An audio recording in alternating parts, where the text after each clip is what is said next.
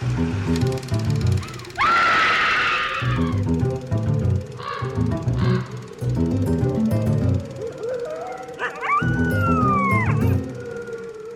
everyone, and welcome to Scream Scene, the horror movie podcast where we watch every horror movie ever made in chronological order, and then we rank them from best to worst.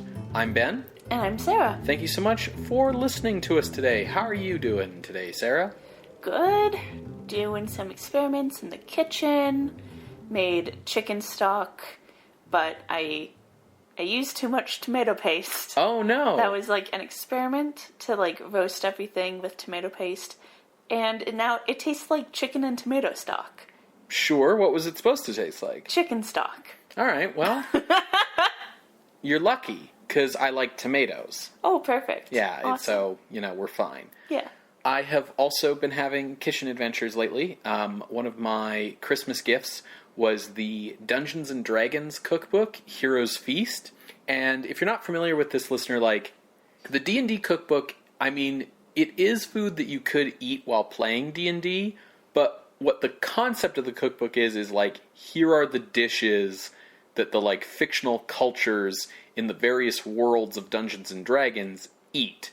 And so, given that that's mostly medieval fantasy stuff, there's, some really complicated, big recipes in here. I've done 2 so far, and I'm working on the 3rd as we record this. What I'm trying to make today is twice-baked cockatrice wings, which is a tabaxi recipe, and it's a dry rub baked chicken wing deal. Cockatrices, if you don't know, are chickens. They're chickens monster that are dangerous. Yeah, they're monster chickens with scorpion tails that will turn you to stone if they sting you. Anyways, that's kind of my culinary adventures. Sarah's having culinary adventures. But this is not a cooking podcast. Yeah, this is a horror movie podcast. Right. So what are we watching today, Ben? Today, Sarah, we are watching It Conquered the World from 1956, directed by Roger Corman. So we're definitely hopping on the sci-fi trend here. And the title comes from... It came from outer space. Right. A bit, and then also probably some other science fiction-based things. Yeah, and since It Came from Outer Space, we've had It Came from Beneath the Sea, which we didn't watch for the show because it's a giant monster movie. So yeah, this title is in the wheelhouse of the era's title styles. The last Roger Corman picture we saw from American Releasing Corporation, ARC, was Day the World Ended, which was paired with The Phantom from 10,000 Leagues in theaters. Now, Day the World Ended we determined was not horror, but the other one was. Is that what we determined? I don't remember, Sarah. I think that sounds right, though. Okay. Day the World Ended was the one that was basically, yes, because it was more of a post-apocalyptic survivor movie. Whereas Phantom from 10,000 Leagues was there's a monster in the lake movie. Yeah. So that double feature had been very successful. It grossed $400,000 on a combined cost for the 2 movies of approximately $170,000. Since then, Corman has produced and directed the adventure film Swamp Women and and the Western film The Oklahoma Woman. He's just super into women. Yep. Women in lead roles, particularly. So, The Oklahoma Woman was released on a double feature by ARC with Bruno Vessota's film noir Female Jungle, which was the first film appearance of Jane Mansfield. So, it was at this point that ARC changed its name to the one that it would become known by for the rest of its existence, American International Pictures, or AIP. Just as with the previous Corman sci-fi films, Lou Rusoff was set to write the screenplay for It Conquered the World, but before the script was finished, Rusoff's brother passed away, and so Rusoff left to return to Canada to see his family and go to the funeral and deal with all of that. Stuck with an incomplete script and no writer, Corman really didn't have anyone to turn to until Jonathan Hayes, a minor actor who Corman used in like supporting roles a lot, introduced Corman to his friend and roommate Charles B. Griffith, who had written a bunch of screenplays, none of which had been sold or made or produced. And Corman was like, "Cool, you know how to write, you're hired." Griffith discovered that Russoff's script was nigh incomprehensible, which was unusual because despite the fact that Russoff wrote cheap schlock, it usually always made sense at least. Griffith sort of realized that Russoff had been trying to write while his brother was in the hospital, dying, and just... That's a bad scenario to be writing. Like, you're going to be way too distracted. Right. So Griffith basically rewrote the script top to bottom, but ultimately only Russoff is credited in the movie's titles. The cast includes some future notables. The male lead is actor Peter Graves. He was born in 1926 in Minneapolis as Peter Arness, but he changed his name to his mother's family name in order to stand apart from his older brother, James Arness, who is best known as the star of TV's Gunsmoke, but best known to us as the carrot-topped alien from The Thing from Another World. Also, if he really wants to get his foot in the door into horror, Graves as a last name is choice. Well, he wasn't trying to get his foot in the door for horror specifically. He had been acting on film for 5 years by this point, hadn't really broken out yet, was doing, all kinds of movies in terms of westerns, war pictures, crime movies, appearing in, minor or supporting parts. The better the role, the lower the budget kind of parts for him. We actually saw him already briefly as Ben Harper in the opening scenes of Night of the Hunter. That's the kid's dad. Mm. But he would become best known for playing the role of Jim Phelps, director of the Impossible Missions Force on seasons 2 through 7 from 1967 to 1973 of the television series Mission Impossible. In addition to being well known for that role, he's also well known for hosting the television series Biography during its heyday from 1987 to 1999 alongside Jack Perkins. And Peter Graves passed away in 2010 at age 83. Wow. He's got a voice that I really recognize because, You grew up on Biography. Yeah, exactly.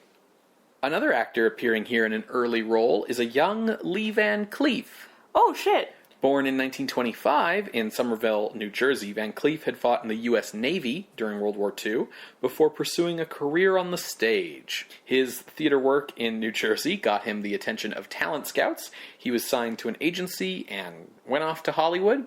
His first role was a non-speaking but memorable part as one of the bad guys in 1952's High Noon.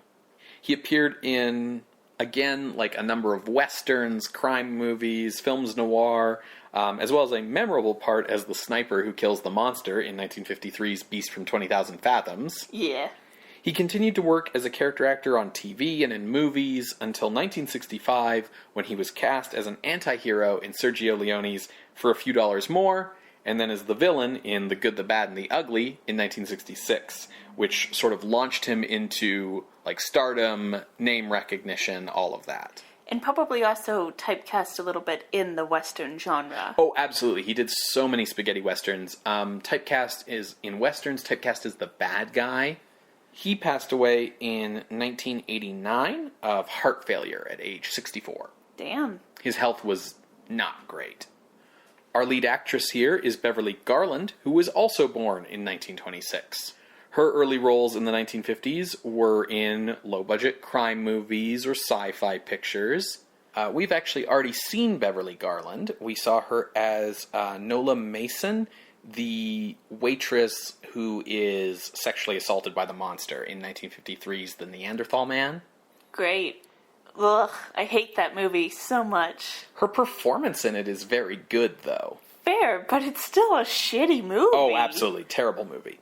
Her roles in this period in these low-budget films were most often as, tough cookies, I guess you could say.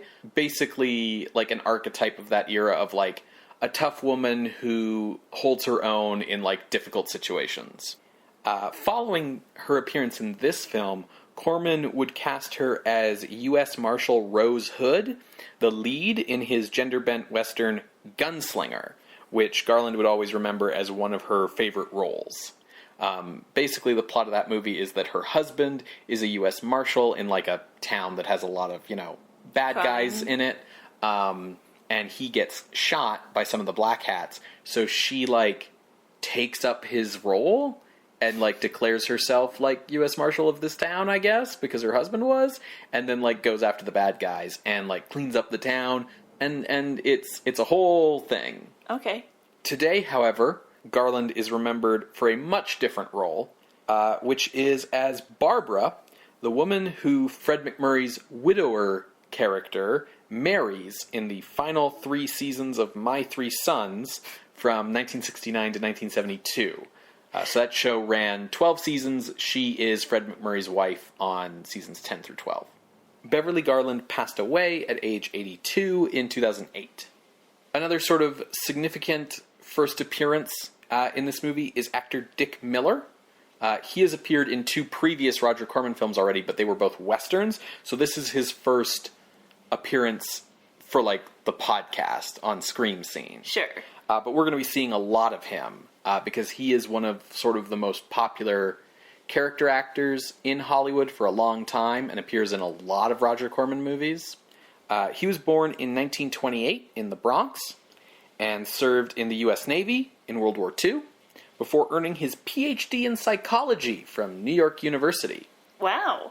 He worked at Queens General Hospital, but moved to California in 1952 to try his hand at becoming a writer. He started taking background roles in movies to, like, make ends meet, and first appeared in that capacity in Roger Corman's film Apache Woman. He actually appears as both a townsperson in that movie and as a Native American, and his townsperson character shoots and kills his Native American character. Does that qualify as, like, suicide? Like, It's definitely, like, a neat trivia point, I guess. He would go on to become one of Roger Corman's favorite character actors, which would then lead to him becoming one of, like, Hollywood's favorite character actors among the, like, generation of directors that grew up working with and learning from Roger Corman. So in addition to the films of Corman, he also appears in a lot of, like, Steven Spielberg movies, or Joe Dante movies, or James Cameron movies, or Quentin Tarantino movies, because he sort of, in addition to being a character actor, starts to become, like, a reference in and of himself, like an in-joke as being sort of the quintessential that guy. sure.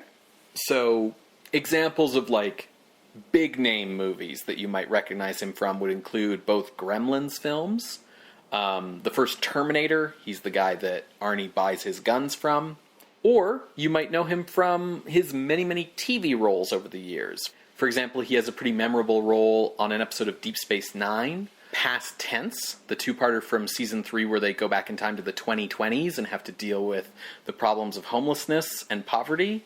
Dick Miller plays, like, the cop, who's, like, the older, more grizzled cop when they take the cops hostage. He was also the voice of Chucky Saul in Batman Mask of the Phantasm, as well as a variety of other DC Animated Universe voice roles. He's appeared in every movie made by director Joe Dante, and he's also played a character named Walter Paisley 6 times over the course of his career, which is basically just like a movie industry in-joke. And he passed away at age 90 in 2019. Pretty recently. Jonathan Hayes, who I mentioned earlier, appears here in a small role. He's best known for being the lead in the original version of Little Shop of Horrors, a future Corman picture. And writer Charles Griffith also has a cameo. Okay. Like previous Roger Corman sci-fi efforts, the monster here would be designed, built, and performed by Paul Blaisdell. Corman and Blaisdell researched Venus, the planet where the alien is supposed to be from, and they got the impression that it had a higher gravity than Earth. Its gravity is actually 0.9 Gs. So slightly less. That's right. So based on this misconception, they felt that the creature should be low to the ground and squat. Based on his research, Paul Blaisdell got the impression that any life from Venus would have to be vegetable or fungus-like life. Well, that's like a running trope, that everything from space is, vegetable. Yeah, no kidding. So he decided to make the creature resemble a beet red pear. He dubbed the creature Beulah. Okay. And it had rubber skin over a wooden frame, latex antenna, and carved wooden teeth. Flashlights placed inside it would make the eyes light up, and it was mounted on wheels so that Blaisdell would crouch inside it in order to move around. It did have long arms that, Blaisdell could move around in from inside the creature with working pincers at the end. But those were damaged on the first day of shooting, so the pincers wouldn't work, but the arms would still move. Upon seeing the creature for the first time, Beverly Garland broke out in laughter. That's a great sign. And said, "That conquered the world? Roger, I could bop it over the head with my handbag. I could step on it and end the movie." So, after those comments, Blaisdell added a long stalk to the creature's head to try and make it look taller, and Corman decided to never shoot it in frame with actual actors in order to, disguise the scale. So it's always, shot, reverse shot. And the two of them realized their error in making a short monster. The crew dubbed it an upside-down ice cream cone, and Blaisdell hoped that the camera would make it look bigger. I mean, that's what all men want. So It Conquered the World was released as AIP's first double feature with The She-Creature, which is next week's movie. Okay. It was released on July 15th, 1956. In the UK, the BBFC initially refused it a certificate on the grounds that the defeat of the monster at the end depicted animal cruelty. Because the creature is an animal? Right. So producer Samuel Arkoff pointed out that the creature was not an animal, it was a person, just a person from another world, but not an animal from another world, a person. And therefore, it's not animal cruelty, we're killing a person, just an otherworldly person. And so the movie was passed with an X certificate. Oh boy. The double feature was another hit for AIP, and surprising everyone, It Conquered the World got good reviews. Mostly for the screenplay, but also for Corman's direction and the cast's performances. Only the monster was subject to widespread mockery. While it had a VHS release in the 90s, it has to date only been released on DVD in Japan. Okay. It is on our YouTube playlist, so you can watch along. And it was the subject of Season 3, Episode 11 of Mystery Science Theater 3000, where it was called Roger Corman's finest film up to that point. Up to that point, okay. Yeah. Up to that point of Mystery Science Theater watching? I'm not sure if they meant up to that point of Mystery Science Theater's run as a TV show, or up to that point in Corman's career. Well, I guess we'll have to watch to find out. Indeed. Folks, if you would like to watch along, you can head to our website, screamscenepodcast.tumblr.com, which is where you will find the YouTube playlist. You're going to hear a brief musical interlude, and when we come back, we will discuss It Conquered the World from 1956, directed by Roger Corman. See you on the other side, everybody.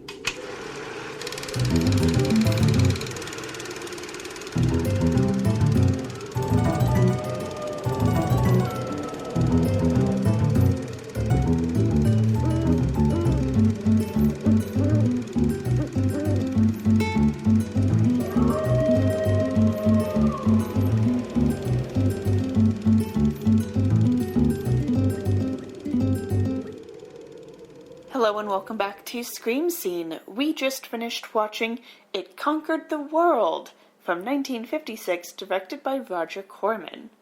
What did you think, Ben? I actually really liked this. I will say it has a typically hyperbolic 1950s movie title. This is more like It Conquered My Small Town. Yeah. But I did really like it. Yeah, I think it was actually a pretty good movie. It's another take on the Cold War paranoia, the aliens are mind controlling us. Communism. Yeah, kind of story that we've seen like a few times now. Like I want to say this is at least the fourth. But it did a lot of things that were interesting enough and different enough from those other movies that I ended up really liking it. Yeah, it did some cool stuff. Do you want to talk about the cool stuff that it did? For sure. So, it seems like there's a lot of characters in this movie, but we kind of focus on 4 main ones. Really 2, and then, like, their wives. Mm-hmm. So we have Dr. Tom Anderson, played by Lee Van Cleef, and his wife, Claire, played by Beverly Garland. And Tom is our antagonist. And then we have Dr. Paul Nelson, played by Peter Graves, and his wife, Joan, played by Sally Fraser. Now, when the movie starts, we see that there is a satellite launched by Dr. Nelson and his team. It's going up into space, and Dr. Anderson, who's a physicist, by the way, he's against it because of, like, who knows what else is out there, and, like, it could bring about the end of society. Anderson knows what's out there and is trying to tell people, like, they're gonna shoot it down because they don't want us in space. And that sounds just as crazy to everyone in the movie as it did me saying it just now. It's worth noting that this movie came out, like, over a year before the launching of Sputnik 1 into space. So, like, satellites are a near future kind of thing in terms of when this movie came out. It's like a movie today talking about AI or whatever, right? Yeah, so you have a little bit of, like, an Avengers theme of, like, oh no, like, the universe will know the Earth is ready for a higher thing of war or whatever. I don't remember the Avengers. I feel like that's more like the better context here is the day the Earth stood still. Sure. But the satellite is still launched. 3 months later, satellite is still up there and it's doing fine. Until it goes missing. When it goes missing, Anderson has Nelson and his wife over for dinner because they're friends.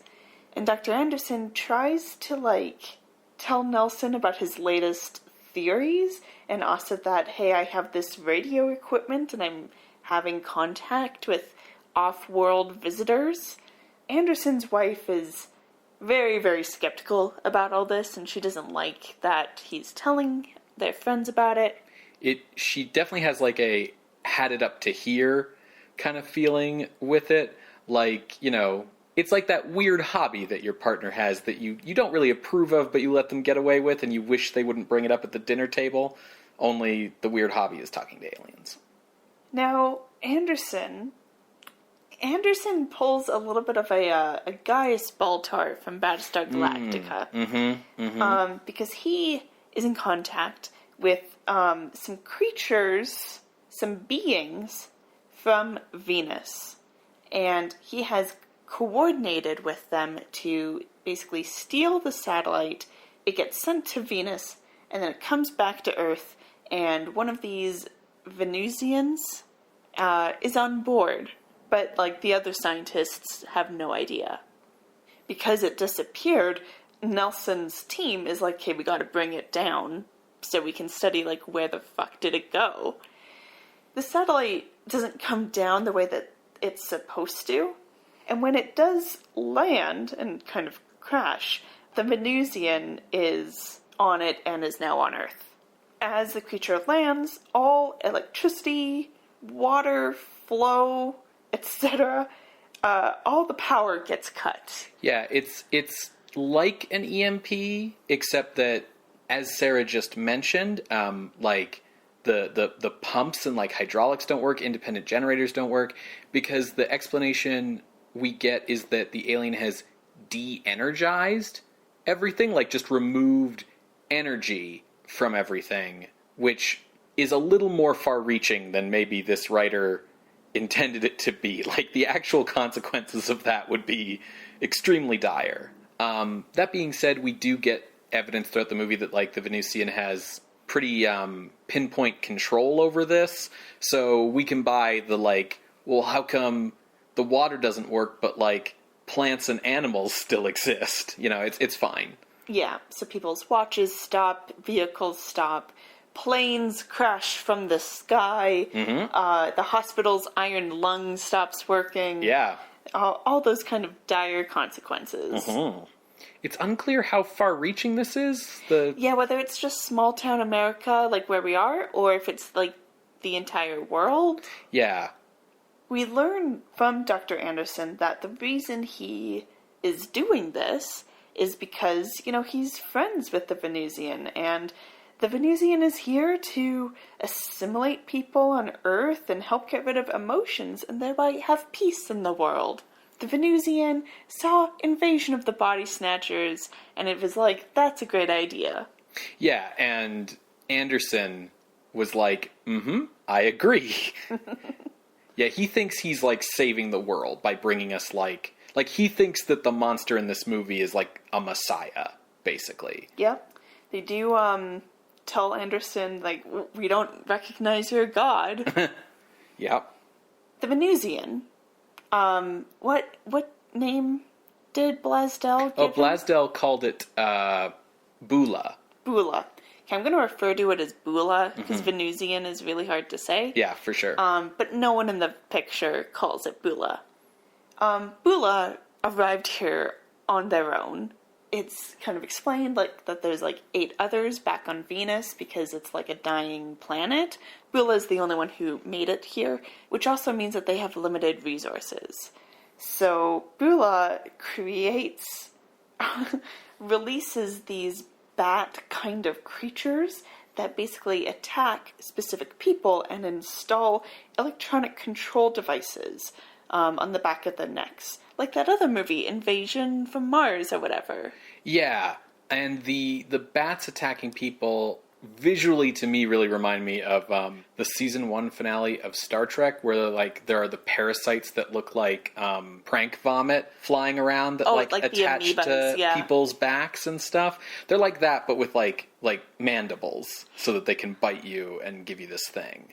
Now, the specific people that Beulah has programmed the bats to go get are based on Dr. Anderson's recommendations of like the mayor, the general in charge of where they launched the satellite that's in town, Dr. Nelson, and like the sheriff of the town. And of course, their wives. So that's a total of 8. 8 bats. I did find it interesting that the wives are targeted. Like, the women in this movie are pretty much defined by their relationships to men. Like, it's always like, oh, I'm this person's wife. But there's something interesting about, like, the idea that, like, oh yeah, like, to successfully mind control, like, an important person, like, you also have to be mind controlling their spouse. Yeah, it's interesting.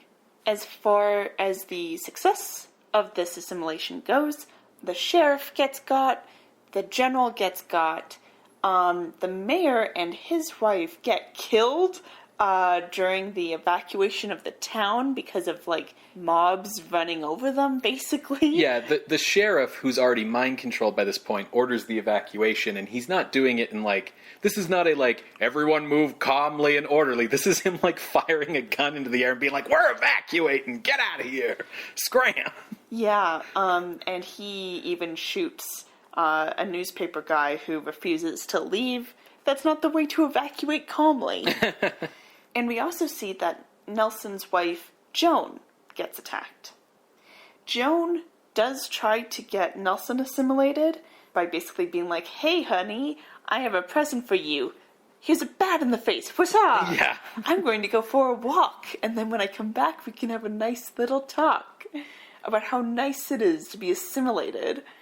Nelson kills his bat creature, but then pretends to be assimilated when Joan comes back and basically asks, like, so we're like this forever? And she's like, yep, forever and ever. There's no way to reverse it. And he's like, that's too bad, and shoots her cold.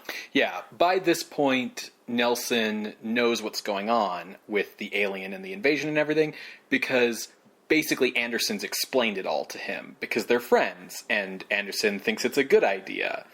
During those conversations, Nelson, as well as Anderson's wife, Claire, do try to reason with Anderson, saying things that, like, love and courage and other kind of emotions are worth fighting for, but Anderson doesn't really listen. He's like, no, you guys don't understand. Like, Beulah here, he's a good guy. He listens to me. He listens to me. Not like those scientists back at the university who laughed in my face. Right, exactly, yeah. So after Nelson kills his bat, Anderson is instructed by Beulah to kill Nelson. He's too dangerous to be alive, and, we have limited resources. It's going to take a week for me to produce another bat, which implies that Beulah is birthing these bats. Which is really interesting, because then it's, like, all, organic. It's not, like, technological. Yeah, well, and that's sort of what's implied, because when we see the bats get released, it's basically just, like, Beulah, for lack of a better term, hiking up their skirt, and the bat's just, like, flying out from under it. Straight out, like a bat out of hell. Bat right out of the womb. Yeah. So Anderson's like, yeah, Claire, I gotta kill Nelson. And Claire's like, he's your best friend. And Anderson's like, Beulah told me to, so I don't know what you want me to do. So Claire takes the shotgun to the cave where the creature is hiding out. And goes and, like, shoots it full of bullets and says, I'll see you in hell! Literally. Now, by this point, Nelson has made it to Anderson's to kind of, like, talk it out, and they're both kind of planning to kill the other person. But then they hear Claire's screams over the radio. And this is when Anderson finally comes around to fighting off Beulah. So he heads to the cave with a blowtorch. He does encounter the sheriff, and he torches the dude in the face. Mm-hmm. Meanwhile, Nelson heads to the science satellite lab and shoots the 3 folks there that are assimilated. Yeah. Also, meanwhile, there's an army unit in the woods. Where the general, like, sent them. Because the general, when he became assimilated, told all of the soldiers at the satellite installation, told all of the scientists that, yeah, the reason that your clock stopped and everything is because the commies are coming. They're taking over everything, so we are on lockdown now. In the army, you get to go hide out in the woods to wait for my instructions. Which don't come because he gets got by Nelson. Yeah. But this army unit overhears Claire's screams coming from this cave, so they go in to fight Beulah. And that's what they're doing when Anderson arrives. And Anderson takes his little blowtorch, shoves it into the creature's eye, and kills him. Yeah. But then he himself gets got by Beulah's claws. Mm-hmm. Nelson finally arrives after, just shooting up everyone. Yeah. And narrates how Anderson's wish for peace led us to death and despair because we need to solve our own issues. Us working to peace has to come from humanity alone. Yeah, it's a very familiar, I think, message if you've seen a lot of Star Trek. I mean, a lot of sci-fi in general, but, like, I feel like this message comes up in original series Star Trek a lot. This idea that, like, if someone just comes and hands utopia to you, it's not going to work. You have to, like, actually work for it and grow towards it yourself. And that's going to take, like, hardship and struggle. Yeah. The end. So, this movie has some B-movie hallmarks to it, like constantly going back and forth between, like, 3 locations. A lot of walking. Yeah. And some of the camera work is a bit, like, subpar. There's some, like, dodgy framing. When the scientists are at their workstations, it's clear that, like, Corman and his cameraman don't really know how to frame that, because we just get a lot of shots of, like, the backs of people's heads as they're looking at their stations, rather than, like, finding a way to frame it so that we can see their face. So there's stuff like that. But honestly, this is a pretty well-made and well-put-together movie. Yeah. it ran the risk of being repetitive, of the constant back and forth between Anderson and Nelson. Nelson, like, going to the town, going back home, going to the town, going back to Anderson's, going to the satellite station, going to Anderson's. Like, it did run the risk of being repetitive, and it did kind of hit that near the end during the climax, because so many people have died that you kind of just have to stick with one person walking around. But it did a fairly good job of keeping up the pace. Yeah, the movie has really good tension. It has themes that it wants to explore. It has intelligent dialogue. Like, whether the science in it is hyper dodgy or not, the actual, like, dialogue about the characters' motivations and beliefs is really well done. The characters have arcs, and more than just, like, one character has an arc. And it doesn't shy away from being brutal. Yeah, it's pretty grisly with its violence. Between, like, the shooting of Joan, we see a female scientist get strangled, and she lets out, like, a death rattle. Like, it's intense. The torching of the sheriff. We see, well, it might be, I think it's just a model, but we see a plane crashing. I think it's stock footage. Well, it looks like a model that's, like, coming towards the camera, crashing, and then it blows up, rather than actually crashing when it hits the ground. And even, like, the death of the creature is, like, you know, he shoves a blowtorch into its eye, which, like, oozes and melts as he turns the blowtorch on and presumably fucking melts its brain from the inside. Even when the violence isn't, like, visually grisly, the movie has basically the stones to kill people, right? Like, it has the typical large B-movie cast, but, like, by the end of the movie, like, 3 of those people are alive, and it's not the breeding couple, and not only that, but every character before they end up dying does actually contribute to the story. Like, the script is pretty tight overall.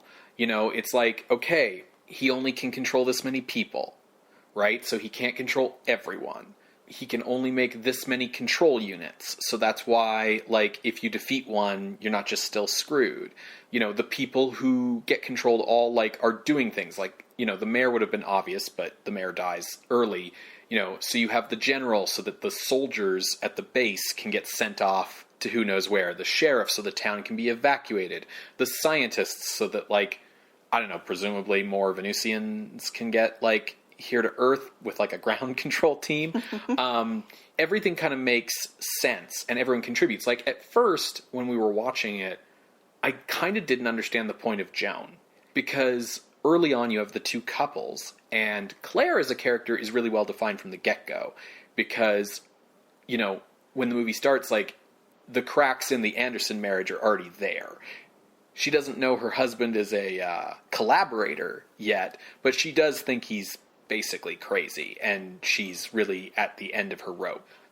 Whereas Joan just kind of follows Nelson around for the first, like, third of the movie, just being like, hey, Paul, like, yeah, I got the car for you, and just kind of, like, being a sidekick, and not really doing anything. But once she became assimilated, which is the word, that word is not used in the movie, but it's a convenient one.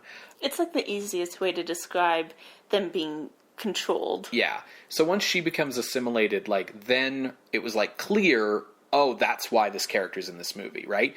Even the, like, comic relief soldiers, who at first it was like, oh, these guys are just here for comic relief, like, they're the guys who then come in to fight the creature at the end. Like, the sheriff is there, you know, because when he gets killed, that's how Anderson gets the car to go to the... Like, everyone is important, and everyone's story gets wrapped up in a way that then contributes to the ending, making sure that we have all the right, like, elements in place. So I was really impressed by that, and I was really impressed with just, like, the fact that there weren't really any loose ends, and that you could understand and, like, follow the creative decisions being made. Yeah. The effects are fairly good. Yeah. Like, for its budget. For what it is, we'll say. The bats that fly around, I think they use a mix of, like, actual model things on set, and then in, like, harder shots, like while Nelson is driving or when he's in his home, the bats are matted in, which allows the actors to be very, like, deliberate in how they are, like, fighting it off, rather than, like, fighting, but also trying to avoid hitting the model because they don't want to break it. Yeah, it also allows the bats to be, like, more animated. Like, the way that you can kind of tell the difference between we've got a thing on a wire and the matte shots, because the matting's actually quite good, is that, like, in the matted shots, the bats flap their wings instead of just, like, zooming, cruising along. Yeah. But it's a good mix. I wish Beulah was as convincing. He has a DreamWorks face. Yep. And his arms are very clearly, like, you know, just big long tubes. They've got, like, kind of folds in them and stuff. And he's, like, very clearly, like, on wheels. Yeah. I do like his eyes. I think that was a neat touch with the light behind them. And it is a creature design I have never seen before. That's, like, the thing about Paul Blaisdell's work in general. Like, his creatures are cheap, and his creatures maybe aren't effective for the story that they're in, but they are always really imaginative and memorable. You know, his aliens always look very alien. Yeah. Most times when we've seen an alien in the past, besides maybe, I think it's like it came from outer space. Yeah. They've all been, like, bipedal, humanoid-looking kind of things. Like, I'm thinking of, like, Day the World Ended, where it was, like, clearly, like, a dude in, like, for lack of a better word, like an ape suit style suit. Right, or, like, even the Metaluna mutant from The Silent Earth, which is a very elaborate, very well done makeup, costume, design thing, still follows that, like, okay, yeah, 2 legs, 2 arms, 2 eyes, a brain, whatever. I mean, this thing has a face, but it's like a face mounted on, like, the top part of, like, a red crayon with, like, big, long pincer arms. It's like a deformed star. Like a 5-point star. Okay.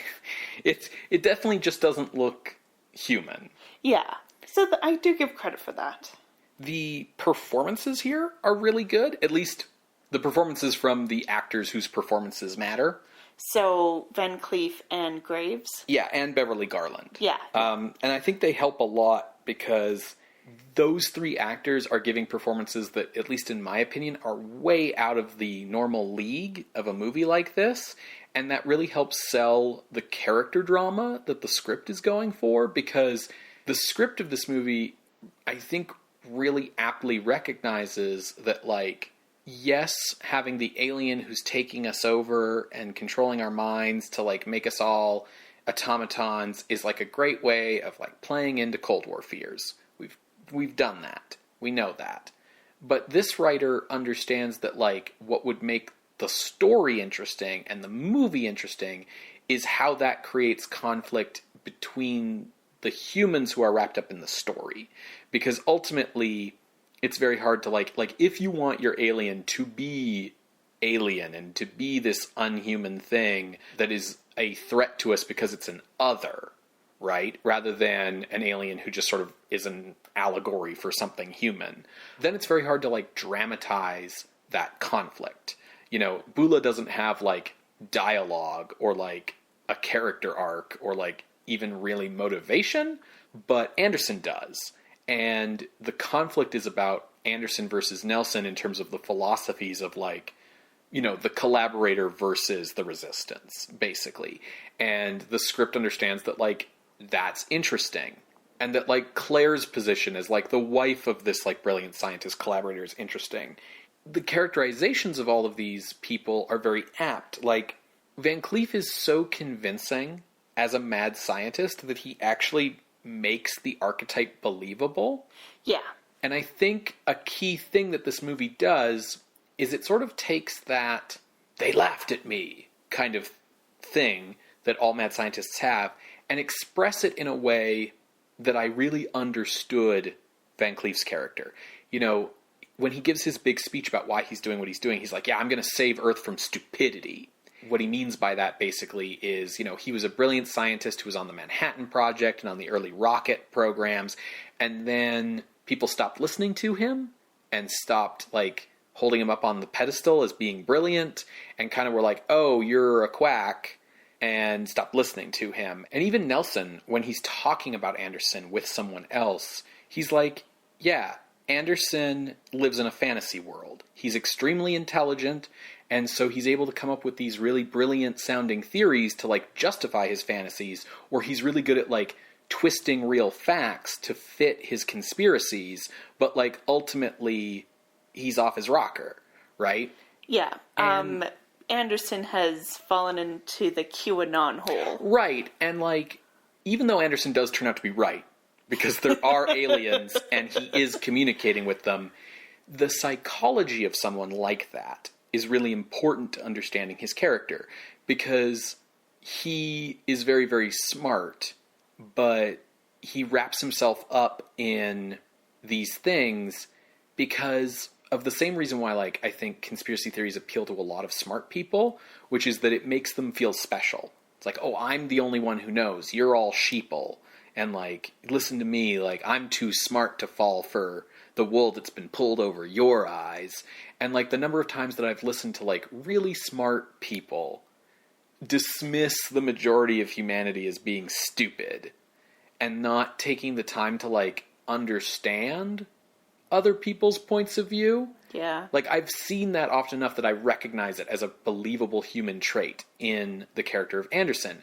And it makes how he gets seduced by the dark side in this movie really believable, because what the alien does is it plays to Anderson's ego. It's like, hello, you were right all along. You were always right. You're going to be my best friend because you're the smartest human on the planet, and, like, everyone will see finally that you were right, and you will be the like the savior because you're going to be the, like, you know, Peter to my Jesus when I show up on Earth. And, like, you know, I mean, that's the same thing that happens with Baltar in BSG, other than, like, Beulah isn't sleeping with Anderson. But it's a very well observed bit of characterization to understand that, like, that's kind of how a person like that would fall into that. And it's also very true of basically the kind of people who this movie is a metaphor for. Because, like, once again, the alien invasion here is a metaphor for communism.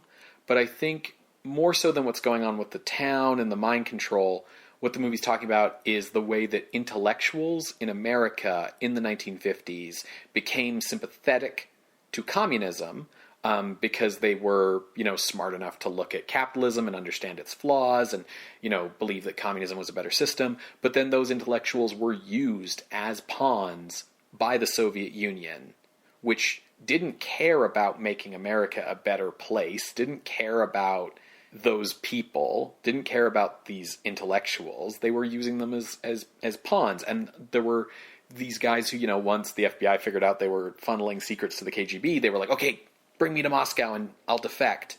And, you know, they arrived expecting the communist utopia and often soon found out that their lives were shitty and that their situation was a shitty one. And that's, for me at least, who it feels like this movie is about. Mm-hmm. It's about intellectuals who get buttered up by people who want to use them, right? And the way that was happening at the time. It definitely invokes the fears that we've seen in Invasion of the Body Snatchers, kind of most directly as a comparison, especially because it's a small town. And, oh, they look like us, that kind of deal. And then, of course, we have some inspiration from The Day the Earth Stood Still, which is from 1951. Invasion of the Body Snatchers is from this same year. Yeah. But the inspiration from The Day the Earth Stood Still is kind of with Anderson in the, I guess, prologue part, but then also the literal, like, stopping of electricity and stopping time. Right. And, like, basically Anderson's mistake here is he thinks that Beulah is Michael Reddy from The Day the Earth Stood Still, Klaatu, but in actuality, Beulah is, you know... Beulah, yeah. Beulah. Oi, oi, oi. I'm sorry. So, like, and, you know, speaking of previous movies that have done this, like, we've got Invasion of the Body Snatchers, which I think is the quintessential one, but, you know, it came from outer space, which also has, like, a weird monster hanging out in a cave. controlling everything, invaders from Mars with the devices on the back of the neck, and even a previous Roger Corman movie, The Beast with a Million Eyes, which was about an alien intelligence coming to Earth and trying to mind control its way into power, right? Yeah, that's one thing here that is different from, say, Invasion of the Body Snatchers. The people who have been assimilated, they receive direct orders from Beulah, not to each other, but just they do still have that like instant mind link to Beulah. And speaking of this compared to Beast with a Million Eyes, once again we have a movie that has interests in its narrative that are beyond just like the bare premise, right? Like once again we have a depiction of marital strife, which is at the heart of the crisis, and Beverly Garland handles her character really, really well. She has this great arc of going from sort of being frustrated with Anderson, but like she's still in love with him. He's still her husband, so she's trying to like save him, to finally realizing that like he's super far gone and we're past the point of no return. But she still loves him, so she's not going to like kill her husband, but she recognizes that her husband has been like, you know, ruined by this monster. So she grabs a gun and goes to go shoot the monster, right? And yeah, it's dope. It's so satisfying. And like I'm cool with the fact that she doesn't kill the thing herself. Like quite honestly, if the monster could be defeated by just like a housewife with a rifle, like as empowering that is for the housewife in terms of this being like a horror movie, that's a shitty monster. But just having her try on her own, of her own volition, nobody tells her to do it. It's just the result of her arc and her agency, and that's really fantastic. Like again, we see this continuing trend of strong women in Roger Corman movies. I want to come back to Star Trek for a minute. This movie, and the other movies we've seen where it's like an alien being taking over humanity, has really done this dichotomy between emotion and logic. Yes. Cold, calculated logic. And humanity being defined by its feelings, its emotions, you know, love, courage, yes, the violence that come along with these emotions, but that's who we are. Versus an alien, cold, logical thing that's unfeeling. Now, obviously with these being horror movies, they tend to be in a good versus evil dichotomy. But when Star Trek starts airing, it puts that humanity versus logic with Kirk and Spock as a collaborative experience. Yeah. While that conflict exists within the character of Spock, and within his character it's defined as conflict, the central mechanism by which that show works is a dialectic between logic and emotion, defined by Spock and McCoy, with Kirk, as since he's the one in charge and he's the hero, having to be the one who synthesizes between the two. Yeah, and I just thought that was interesting, because that comes in just under 10 years. But it's interesting that, like, these dichotomies have consistently been showing up in stuff that Gene Roddenberry may have very well seen. Well, yeah, and, like, Forbidden Planet, which I think comes out this year as well, is all about, you know, this totally rational, logical scientist who has suppressed his emotions to the point where they literally become like a monster that go around rampaging, right? Yeah. And so this question of, like, emotion versus logic, it's interesting to see it play out in different ways, even if it's occasionally a bit repetitive. Particularly because we usually get it in the form of, like, the scientist is logical and therefore unfeeling and therefore bad. It has occasionally a bit of a strain of, like, anti-intellectualism to it, even if, like, the hero is usually also a scientist. Yeah. I mean, like, in the case of the few that we've gotten here, where, like, the big bad is the alien, it has less of that anti-intellectualism streak. It's nice that it's everyone here is a scientist, and, you know, it's not just scientist versus the everyman. There were some points in this movie that I found really interesting with that philosophy, especially if we're supposed to read the alien as a metaphor for communism, because the argument that this movie makes is that why humanity is stronger than the alien is because the alien is an individual. Because if you are solely rational and logical, you would only look out for yourself. Whereas humans look out for each other because they have feelings of love and loyalty and duty and obligation, and those are all emotions. So you have the group, and then the group is stronger than the individual. Except communism is, at its root, about, like, a unity versus capitalism, where it's like you, the individual, pull yourself up by your bootstraps. Right, like that same argument that rationally you should look out for yourself and be an individualist is like the heart of like objectivism, which is like a very, very pro-capitalist philosophy, very, very anti-communist philosophy. But I think American culture of this time, no matter what its point of view, kind of had just a tendency to define what is good as American and what is bad as communist without really checking to see if those were, like, consistent in any way. Yeah. What I think is also interesting is outside of these films, in, like, the broader cultural context, we usually see the emotion versus logic dichotomy as being fairly gendered.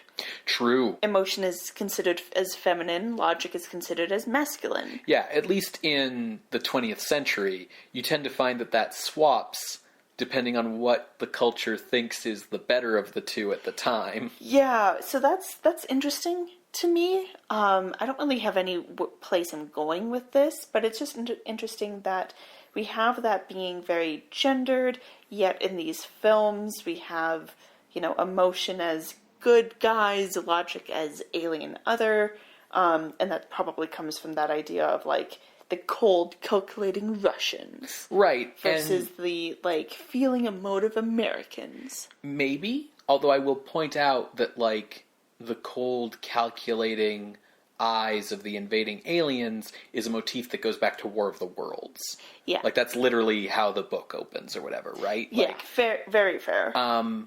I will also say that there is still, like, I think, an element of gender to the presentation of those ideas in these movies, in that the person who argues the strongest for love as being, like, you know, love conquers all, and, like, we shouldn't give up love and emotion, is usually the female character in the movie. Yeah, we saw that in Body Snatchers. We see that here with Claire. Yeah. It's Nelson who argues for, like, other emotions, like, you know, loyalty. Patriotism. Patriotism, absolutely. That, you know, all of those kind of other emotions, besides love.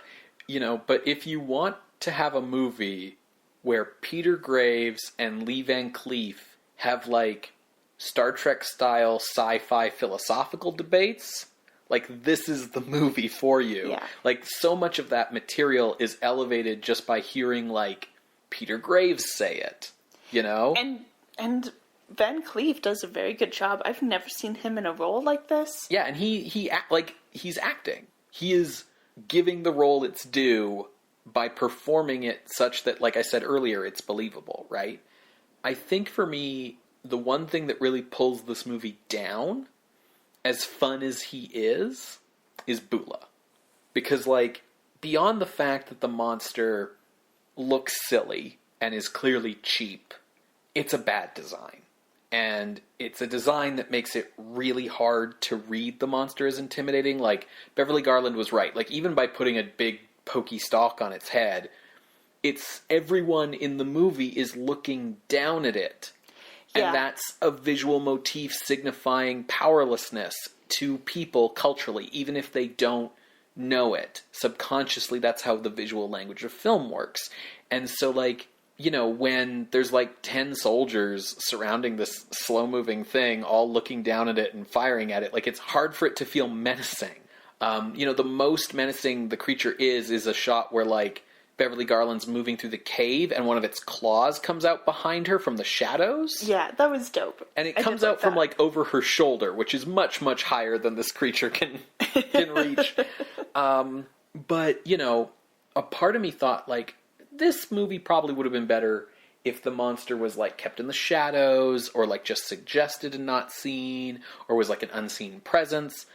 And then I remembered that Corman tried to do that with Beast with a Million Eyes, realized it didn't work because people want a monster and had to, like, shove a monster into that movie half-baked. Here, the problem with the monster is instead of thinking about, like, what would be intimidating or threatening on film, they were thinking about, like, well, what would a Venusian really look like? Which is admirable, even if all of their research was wrong. But it doesn't help serve the story, because I'm sorry, Neil deGrasse Tyson, but sometimes being scientifically accurate does not help tell the story that the filmmaker is setting out to tell. But what's interesting is we have Corman saying, like, yeah, so that taught me never to do that again. And Beast with a Million Eyes taught him to have the monster. Like, and they're similar movies. So it's like, because he's making B movies that are cheap, quickly made, in and out, you know, he can do these things where he can sort of try and fail and then learn from his mistakes, try again, and we're seeing him, like, iterating on himself, right? Which is a process that will only get you better and better results. And you don't really have that anymore for directors. Because movies are costing, like, way, way, way more money. And movies are such a financial risk that you feel obligated to change it up rather than just iterating on the exact same thing, trying to do it better. Right. Like comics, you see that a lot because that time frame is a lot shorter and the financial risk is a lot lower. Yeah, and the other thing about movies now is, like, either you're doing, as you just mentioned, Sarah, making every movie different. And, you know, that's the same for blockbuster or indie directors, because if you're a blockbuster director, your movie cost $300 million to make, and it took, like, at least 3 years to make. So you have to make sure that, like, everything is good, and you can't repeat yourself. If you're an indie filmmaker, it probably cost you less money, but it was probably harder to get that money, and that process of just getting that money probably meant that it took you 5 years to make the movie, even if actually making it took you, like, a month. So again, if it takes that much time and energy to make the thing, you can't treat it as, like, a throwaway learning experience. And so, you know, yes, you have to make it different every time, but also, in today's market, the directors who make mistakes don't often get the chance to do that iterating. Yeah, right? Absolutely. Like, your Colin Trevorrows, your Josh Tranks, if you have a big profile failure, your career kind of takes a different direction for a while. Yep.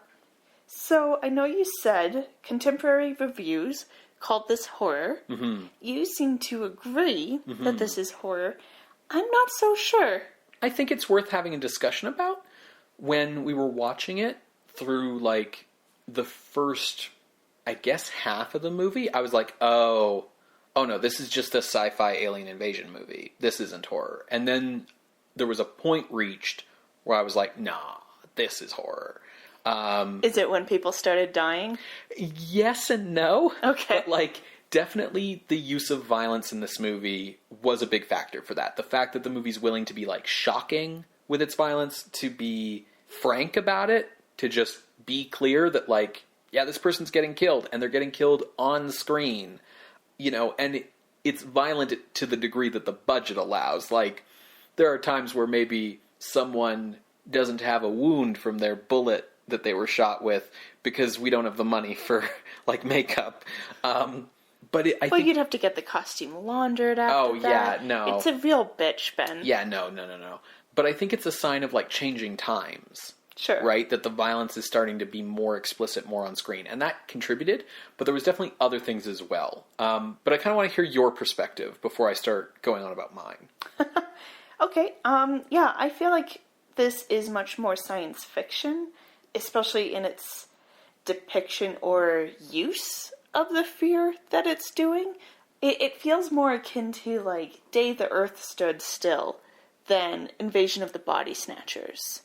You know, Invasion of the Body Snatchers, everyone's turning on you. It really felt like things were closing in.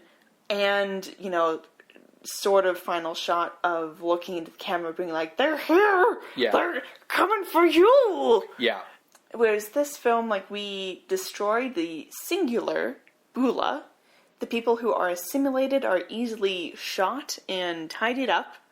Like, at one point, Nelson just walks into a room, sees the 3 assimilated people who are talking about, like, yes, and then we'll kill the president first, and then the, like, Senate. Yeah. And Nelson walks in, goes bang, bang, bang, and they fall down immediately. Yeah. Because, like, they're just people. But also, like, cool, that wrapped up. Yeah. Awesome. And yes, Beulah was hard to kill. It took a blowtorch to the eye to fully kill him. But also, we handled it. Yeah, for sure. Like, he's not an implacable threat. Yeah. No, I totally agree with you there. Like, compared to Invasion of the Body Snatchers, this has less horror because it's much more surmountable. Yeah.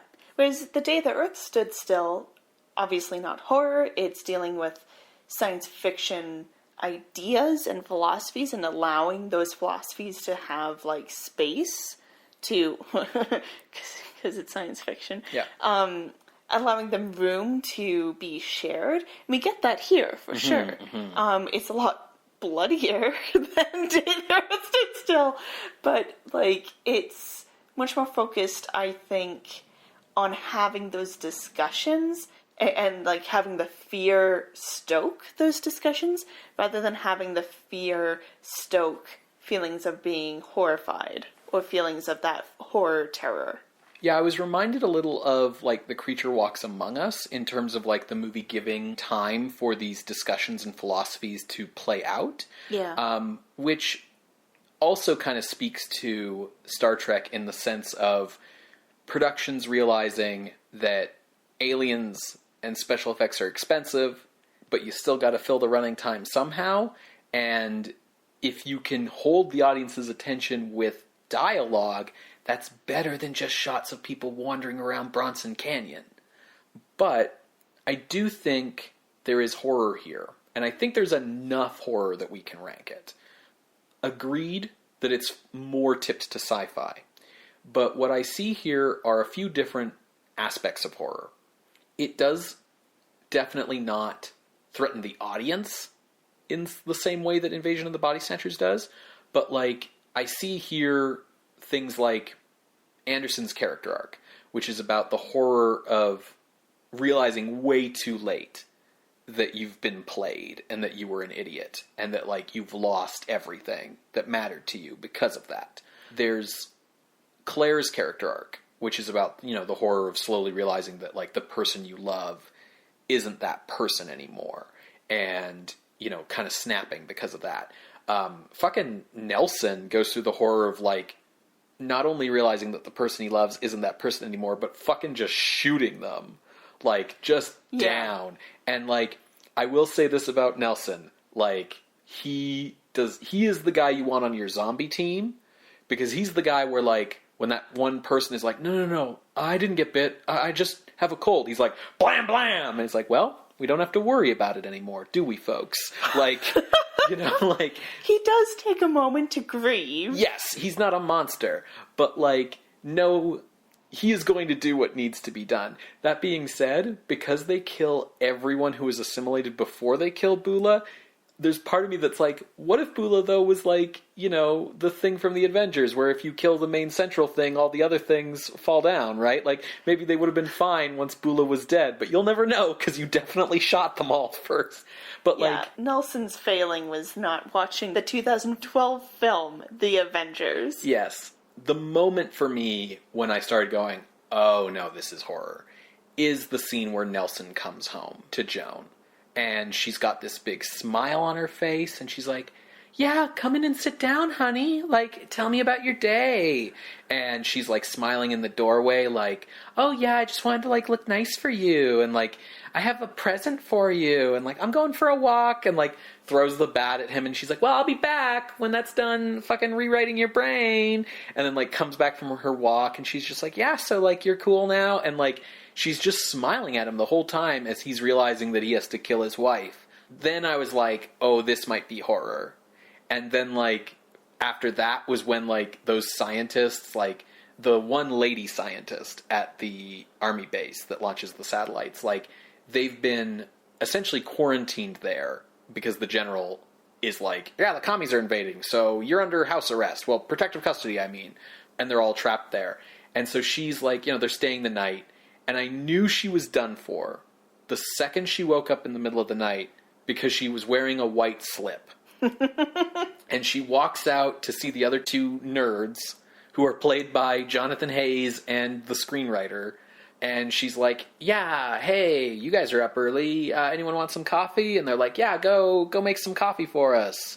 And she's like, cool. And then she goes to, like, I guess the drawer there where they keep the coffee supplies is the drawer that these guys decided to throw the bats into after they got assimilated. So she sees the bats and they're like, oh, we wish you hadn't seen that. And then they just fucking choke her out on screen. One of them does, and then the other one continues on with his work. Right.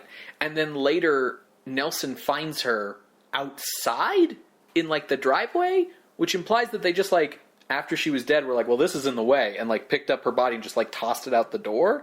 And that scene comes, like, fairly soon after killing Joan, and so, like, the wheels just started turning, the snowball started rolling, then you've got Claire trying to fight off the monster in the cave and screaming and all this kind of stuff. And I was like, I think there's enough horror here that we can rank it. I agree on all your points as to why it's not the most horror it could be in the situation. But I think compared to, like, some of the movies that we have let onto the list, I think there's enough horror here. Okay. Yeah, I wasn't sure if this was, like, kind of a continuing offshoot between, like, the sci-fi horror stuff we're seeing, but I think you make some good points. Yeah, I was totally willing to just throw this as like, oops, this is sci-fi, until we got to some of these points that I was talking about. Yeah. So I didn't come up with a range. Where were you looking? I'm going to need your help, because my range was very big, because of the fact that, like, this is a cheap movie. It's not as effective as it could be, because of its budgetary problems and its monster problems. Nobody's perfect, Ben. Yeah, and it's also... Yeah, but we're ranking things on a list from best to worst. So they best be perfect? It's not as horrific as Invasion of the Body Snatchers, which I think is the natural thing to compare it to. The problem I had was this. I like it more than Invasion of the Body Snatchers, and I think it's a better movie.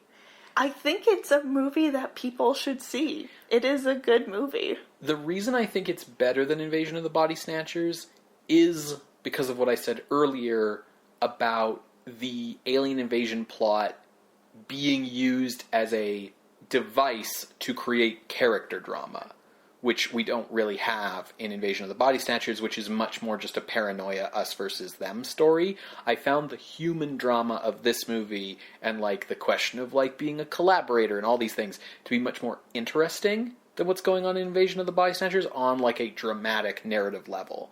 And I found the philosophy being discussed in this movie a lot more interesting than Invasion of the Body Snatchers, kind of, like, vague, everything will be fine once we're all the same. It's unclear if it's a hive mind or if, like, what's going on, but it's bad. So because of that, my ceiling is number 24, which is currently the spot of Invasion of the Body Snatchers, because I wanted to allow for the possibility that it was better. Right above Invasion of the Body Snatchers is Thing from Another World, which is also about a vegetable monster invading Earth from space, but is much, much clearly more horror than this, and a more... like, is just a better movie, like, all around, right? And then I started working down to try and find, like, okay, what's a movie I think this is definitely better than? Even considering that this is a cheap Roger Corman movie. And that gave me a really wide range, because there's a lot of good stuff under Invasion of the Body Snatchers. But I finally made my way down to number 60, It Came from Outer Space. Sort of the other similar movie to this. And while the, like, beholder monster that Millicent Patrick made for that movie is much better than Beulah, and much cooler, and much more effective and threatening, as a movie, It Conquered the World is way better than It Came from Outer Space, which is very cardboard.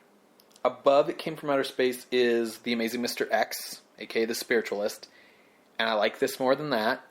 Above that is Jujin Yuki Otoko, or Half Human, which is good, but also, like, had way too many subplots going on than it needed, had, like, a whole thing about, like, poachers and, like, random other garbage, and whereas this movie uses all of its parts effectively, right? There's no missing elements here or extraneous bits.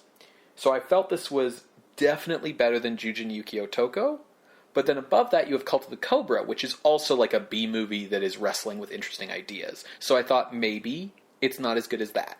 So that gave me a range of 24 to 58, which is a swath. So I'm going to need some help, Sarah. Well, I think we can look from 45 down, because 45 is dementia. And it's also wrestling with some, like, really interesting ideas as a B movie. And I think that is much more solidly horror than this. Fair. So, yeah, let's look 45 to 58. The midpoint of that is, like, between Son of Dracula and Freaks. Yeah. This is hard, Ben. I think Freaks does a really good job of setting up everyone's psychology, why the freaks would, like, band together and, like, be justified in, like, their revenge. Also in this range is The Creature Walks Among Us at 47, which you also identified during the discussion, because both films allow room for the philosophical discussion. I think The Creature Walks Among Us has a much more, like, central to the, like, monster in that movie. Whereas in It Conquered the World, Beulah is just, like, an instigator for those philosophies. Yeah, I think It Conquered the World is a better horror movie than The Creature Walks Among Us. Because this is a movie where the monster is a threat.